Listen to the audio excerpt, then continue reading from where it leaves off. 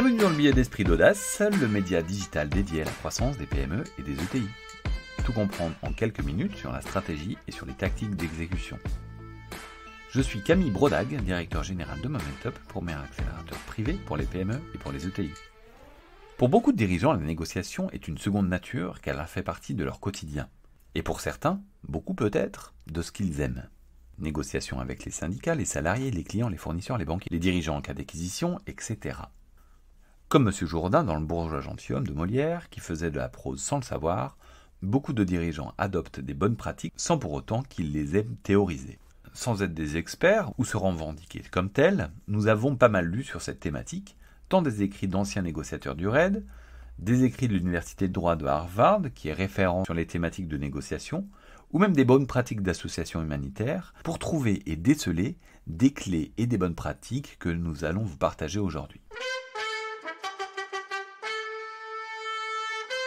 Nous avons ainsi noté 10 bonnes pratiques, 5 qui concernent la préparation, car la préparation est toujours la clé du succès, et 5 qui concernent l'exécution, c'est-à-dire la négociation elle-même. Commençons par celle qui concerne la préparation. Première bonne pratique, potasser votre dossier. Pour bien préparer une négociation, il faut potasser son dossier. Bon, c'est un peu idiot de le dire comme ça, car c'est une évidence, mais on est toujours plus performant quand on connaît le dossier par cœur. Deuxième bonne pratique, identifiez vos enjeux. Il est en effet important d'identifier vos propres enjeux. L'idée est ici d'identifier l'ensemble des points qui seront négociés et pour chacun définir ce qui est négociable et ce qui ne l'est pas. Pour ce qui est négociable, la question est jusqu'où négocier. Fixez vos limites à froid pour éviter de devoir le faire en live pendant les négociations par ce qu'on peut appeler la fièvre acheteuse dans le cas d'une acquisition. Troisième bonne pratique, qui est le corollaire finalement de la deuxième bonne pratique, identifiez les enjeux de votre contrepartie. Votre contrepartie a ses propres enjeux et motivations. Cette lecture et compréhension de ces enjeux s'affinera au fil des négociations et souvent lorsque le cadre sera moins formel, lors de petites discussions au restaurant par exemple, mais il est utile de le faire dès que possible. Dans le cadre d'une négociation M&A, on imagine que le prix est le sujet.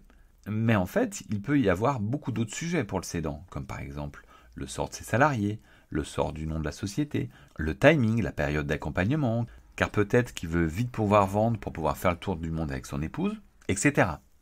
Tous ces enjeux sont à analyser car ils vous permettront de pouvoir comprendre sur quel terrain se jouera la négociation. Il y a quelques années, j'ai accompagné un client dans le cadre d'une négociation d'achat d'entreprise.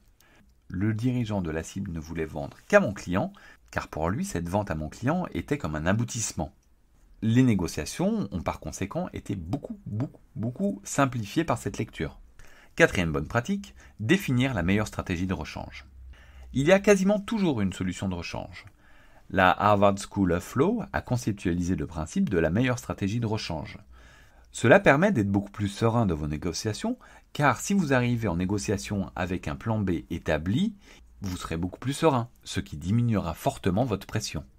Cinquième bonne pratique, définissez les cadres de négociation. En amont de la négociation, il est important que vous soyez maître du cadre de la négociation, à savoir le timing, les personnes impliquées, etc.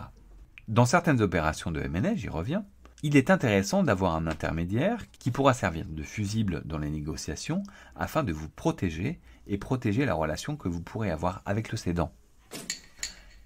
Maintenant, nous arrivons à la phase de négociation. Donc à nouveau, 5 bonnes pratiques.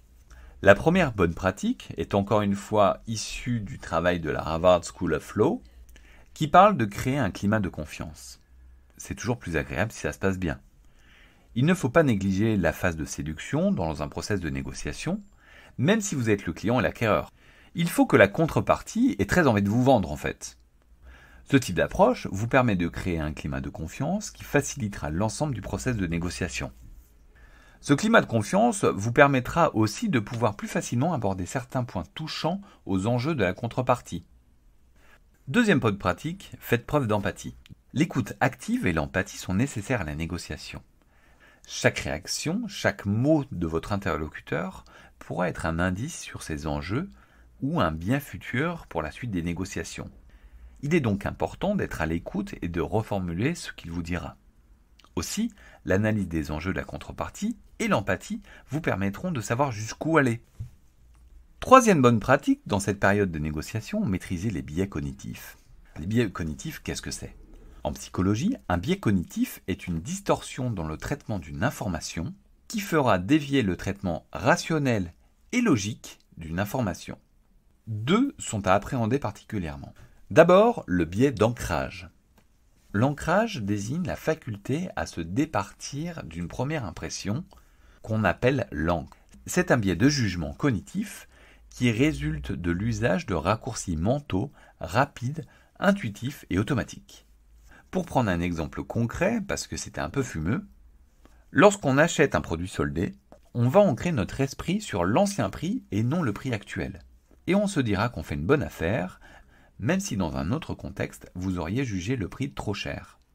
Ainsi, si vous achetez quelque chose 50, proposé en première intention 40, votre contrepartie intégrera ce 40 comme encre et intériorisera le fait que vous avez fait une concession, même si vous aboutissez à 45.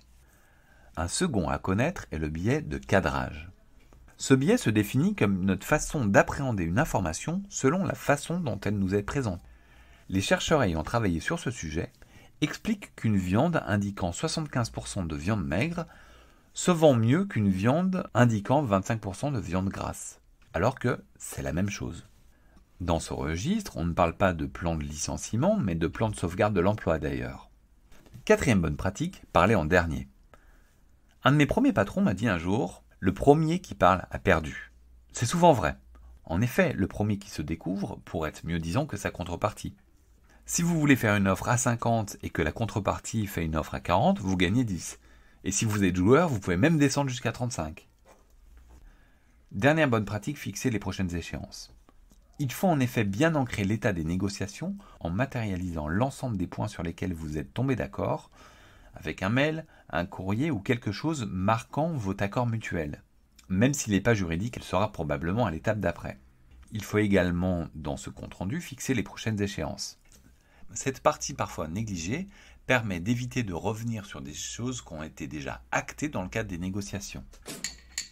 Pour conclure, ces bonnes pratiques ne sont évidemment pas exhaustives, mais on espère que vous aurez trouvé quelques clés ou matérialisé quelques concepts que vous utilisiez déjà. Ce billet a été fait en collaboration avec Momentup, le réflexe croissance des PME et des ETI, donc un grand merci aux équipes pour m'avoir aidé à le préparer. Ce billet est disponible en podcast et relayé sur les réseaux sociaux, notamment sur LinkedIn.